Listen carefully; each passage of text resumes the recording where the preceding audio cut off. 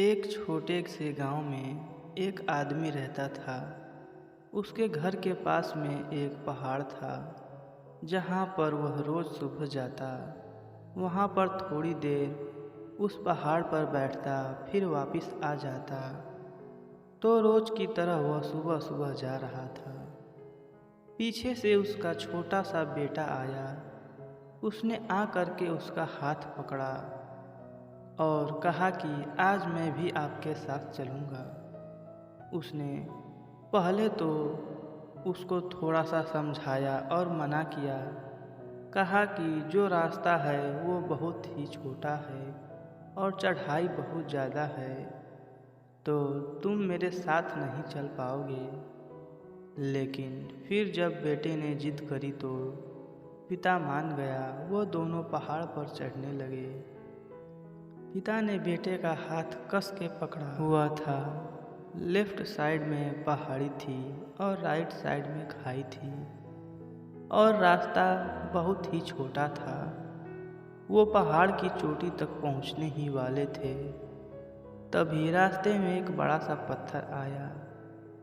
क्योंकि पिता उस रास्ते से रोज आता था तो उसको पता था कि वहाँ पत्थर है, तो साइड से निकल गया। लेकिन जो बेटा था उसका ध्यान कहीं और था, तो उसका घुटना जा करके उस बड़े से पत्थर से टकरा गया।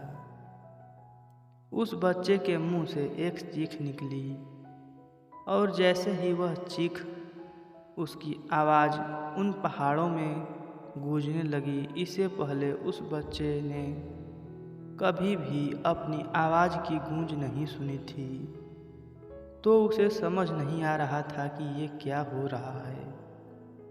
वह अंदर से थोड़ा सा घबरा गया और उसे लगा कि शायद कहीं कोई है जो छुपकर उसे देख रहा है और उसका मजाक उड़ा रहा है। फिर उस बच्चे ने बोला, कौन हो तुम? तो जब उस बच्चे ने उस गूंज को सुना तो उसे गुस्सा आ गया। उसे लगा कि कौन है ये जो मेरा मजाक उड़ा चला रहा है। फिर उसने गुस्से से कहा कि मैं तुम्हें छोड़ूंगा नहीं। और फिर जैसे ही उसने उस गूंज को सुना, वह घबरा गया। उसके पिता समझ गए कि ये क्या हो रहा है। उसने अपने पिता का हाथ कस के पकड़ लिया और उसने पूछा कि कौन है ये जो मुझे इतना तंग कर रहा है? कौन है ये जो मुझे इतना डरा रहा है? तो उसके पिता ने थोड़ा सा मुस्कुराया और उन्होंने खाई की तरफ देखा और ज़ोर से बोला, मैं तुमसे बहुत प्यार करता हूँ।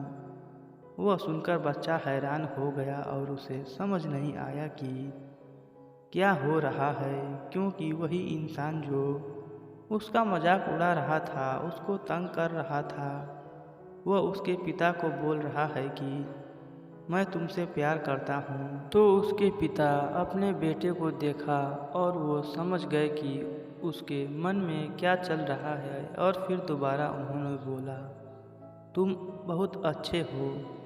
और ये सुनकर उसका बेटा थोड़ा सा मुस्कुराया और पूछा अपने पिता से कि ये क्या हो रहा है।